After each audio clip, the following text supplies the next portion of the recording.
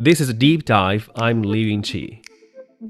The installation of renewable energy in northwest China's Xinjiang has recently surpassed 70 gigawatts, meeting nearly half of the region's power demand.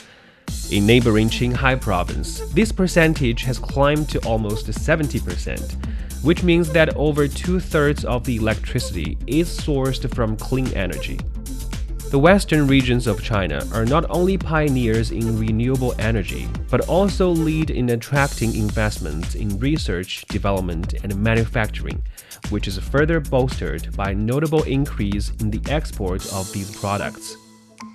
Despite these advancements, concerns about overcapacity in China's green industries have surfaced, including the solar sector.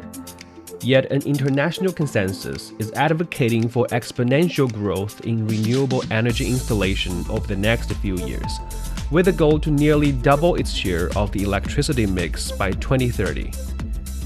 So the question arises, is there a shortage or surplus of China's green capacity? And why do China and the United States hold conflicting views in this regard? To delve into these questions, I spoke with CGTN Radio reporter Xu Yawen. This episode is brought to you on Saturday, April the 27th. So 70 million kilowatts of renewable energy installations in Xinjiang. And in comparison, this number in Guangdong province is merely 50 million kilowatts. This number really shows the scale of renewable energies in Xinjiang and other western regions. And Yawen, you visited Xinjiang for 3 times, I believe. And what do you think gave China's western region this advantage to develop solar and other renewable powers? Well, speaking of energy, I think it's important to share some background information about China's energy distribution and consumption, which will help our listeners better understand the overall picture. China is a country with scarce energy resources and unbalanced structure. On one hand, although coal resources are abundant, oil and natural gas resources are relatively scarce, with most of it relying on imports and posing serious challenges to resource security. On the other hand, the excessive reliance on fossil energy, especially coal consumption, has resulted in severe air pollution and greenhouse gas emissions. Right. So under that background, the Chinese government recognized that developing renewable energy is crucial to addressing energy supply issues, achieving energy low carbon transformation, as well as promoting high quality sustainable development. And therefore, over the past few decades, the Chinese government has attached great importance to the development of renewable energy strategies, issuing some long-term development plans and also implementing a number of favorable policies to promote renewable energy development. So why has, as you asked, Xinjiang, this region become a priority choice for developing these new energy sectors? Well, there are a few reasons. First of all, is natural advantages. The western region has rich resources with geographical conditions such as vast land, strong wind, and also abundant solar resources needed for the development of wind power for the photovoltaic industries and also solar powers. So these natural conditions for developing clean energies are very necessary. As you mentioned, actually, in the past few years, I traveled to Xinjiang a couple times as well as Tibet. I often saw vast expanses of photovoltaic solar panels and also wind turbines on the land. So it was very impressive. So due to those natural advantages, many enterprises decided to invest in this part of the country, particularly in the new energy sector. And also, secondly, with the dual carbon targets that China proposed a few years ago, it means the dual carbon targets means China would reach its carbon emissions peak before 2030 and become carbon neutral before 2060. So that's a very important reason for many enterprises decided to go to the western region of the country and become their top choice for them to go there and develop the new energy industry. Okay, so there's a national strategy to develop clean technologies, and the Western region just happens to be a preferable choice to invest in the R&D and manufacturing of these renewable powers. And globally, we know there are many green targets to reach by 2030 and then by 2050 and so forth. So remind us of the importance of solar power and other renewable technologies in helping us achieve these climate goals. As you said, the development of solar power and other clean energy is closely intertwined with the global demand for addressing climate change. And as the issue of climate change becomes increasingly prominent, there is a growing global demand for clean energy and solar power and solar energy as the renewable and clean energy source. We can see that the solar energy is expanding worldwide and becoming an increasingly important part of the energy mix in many countries, actually. If we look at the data from 2017 to 2022, the proportion of electricity generated from solar PV increased from 1.8% to 4.5% of the total electricity generated globally.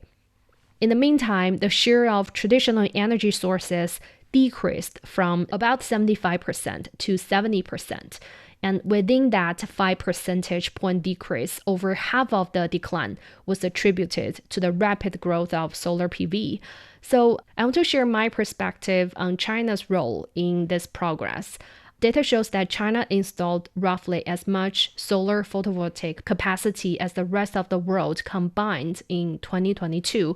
And then last year, it doubled new solar installations, increased new wind capacity by 66%, and almost quadrupled additions of energy storage.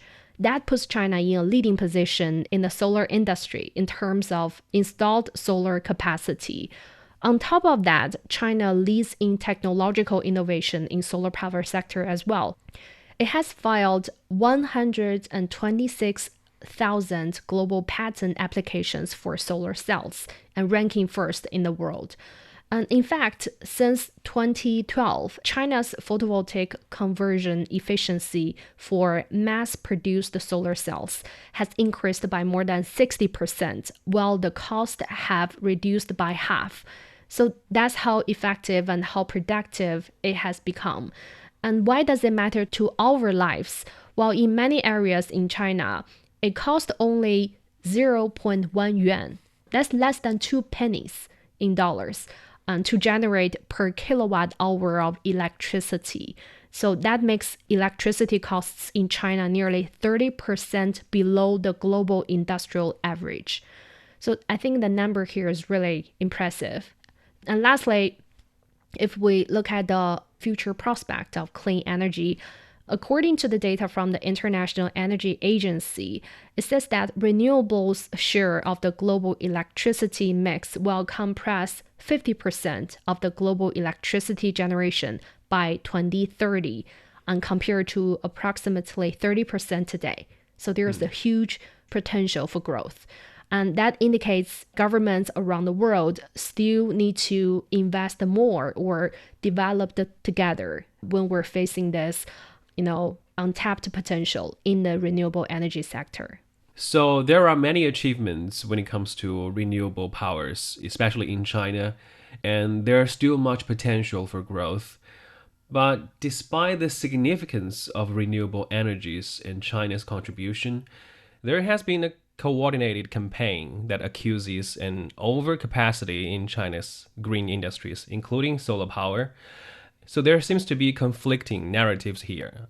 Many numbers indicate we need to accelerate the deployment of solar panels, while this accusation says there's an overcapacity.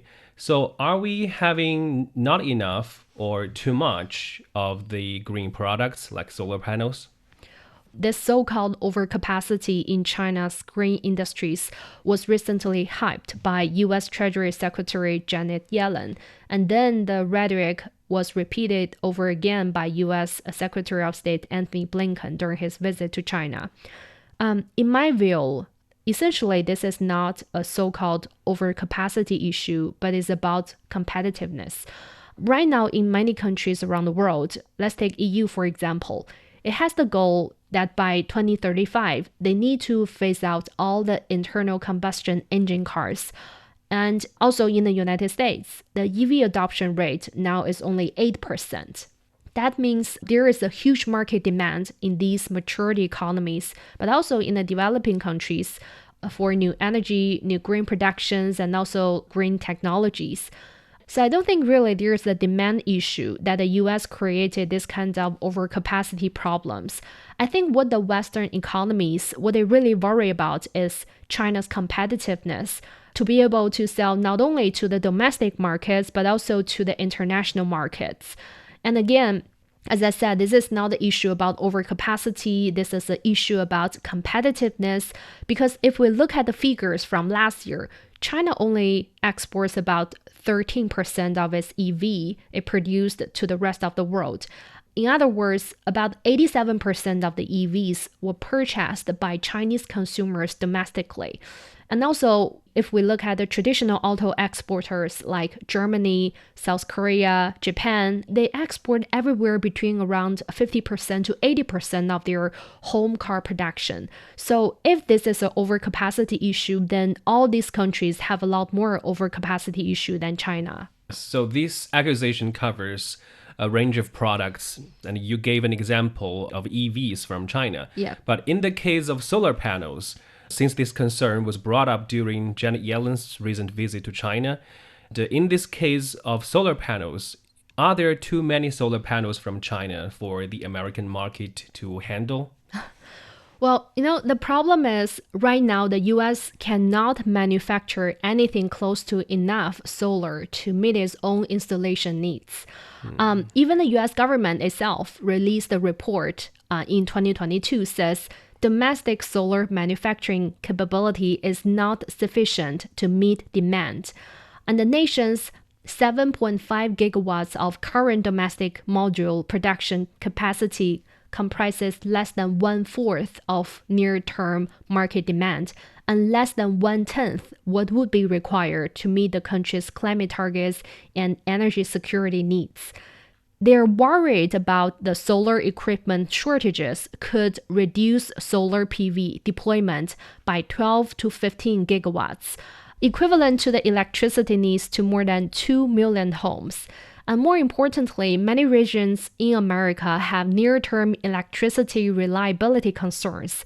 That means like people may have to deal with short of electricity when some like accidents happen, like wildfire or other incidents. Extreme climate patterns. Yes, so that will cause more than 50,000 jobs at risk in the near term.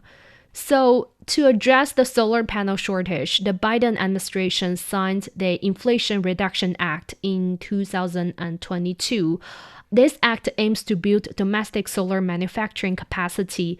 However, it has drawn criticism from EU, who believe that subsidies and tax credits discriminate against the products imported into the US, potentially harming companies from the EU and other nations. So some people also say the US protectionism is back. So today, the US clearly faces a shortage of solar panels, but instead of using solar panels made in China, it chooses to subsidize American companies and implement protectionist policies, prioritizing political ideology over business cooperation. And again, as I said earlier, this is not a problem of oversupply or overcapacity, it's a problem of competitiveness. I mean, it becomes an issue only because China is leading the industry, but not the US. So undeniably, solar panels provide affordable and sustainable electricity to people, which the US needs, and perhaps it's an even more important source of energy for more developing countries and regions. And take Xinjiang for an example. Based on your 3 visits to this western region, how has solar panels and other renewable powers benefited this western part of China, both economically and socially? Well, I will say in the case of Xinjiang, the region has emerged as a prominent symbol of China's progress in new energy development. For instance, the installed capacity of new energy in Xinjiang has exceeded 70 million kilowatts, accounting for about half of the region's total installed capacity. And even on a global scale, only a small number of European nations, such as Denmark, get 50% of their electricity from wind and solar power. So in Xinjiang's case, that was really remarkable. And also, Xinjiang's transformation of its resource advantage into economic development advantage has not only ensured electricity supply for the local population, but also boosted local employment. I will say for the past few times my visiting to Xinjiang, I can see that people are enjoying more reliable electricity supply, and they also can work at local factories or local companies that's in the new energy industries. So Xinjiang's transformation of its resource advantage into economic development advantage has not only ensured electricity supply for the local population, but also boosted local employment. I have also learned that, in earlier this year, the central government announced a plan to invest in over 130 projects in Xinjiang in emerging industries in the future 3 years, involving an amount of nearly 700 billion yuan, that's about $110 billion. With these projects, is also expected to create over 32,000 new jobs for local people. I mean, jobs means sustainable income, and they will also increase people's living standards locally. So I think the renewable energy sector have definitely changed the economic structure of the development in Xinjiang, but also it has boosted the local people's living standards dramatically. People have access to clean source of electricity from the solar panel and wind turbines. Thanks for joining, Yawen. Thanks for having me, Yunqi. PV products became new drivers for China's exports in 2023. In addition to national strategies, Xinjiang, Qinghai, and Inner Mongolia have all set targets to promote the development of solar and other renewable energies. And Sichuan is emerging as a new major player after it became the first province in China's western region to host the China International PV Industry Conference last year. While these regions' economic development may have lagged behind in the past, they have now embraced a sustainable model for advancement. This path ensures clean electricity, unlocks economic opportunities for China's vast landlocked West, and is also expected to help with global green transition. And that brings us to the end of this episode of Deep Dive. If you enjoyed what you just heard, don't forget to follow us on your podcast platform. Just search for Deep Dive. You can also leave comments to let us know what you want to learn about China and beyond. This episode is brought to you by me, Li Yunqi, and my colleagues Zhang Zhang and Qi Zhi. Special thanks to CGTN Radio reporter Xu Yawen. I'll see you in the next one.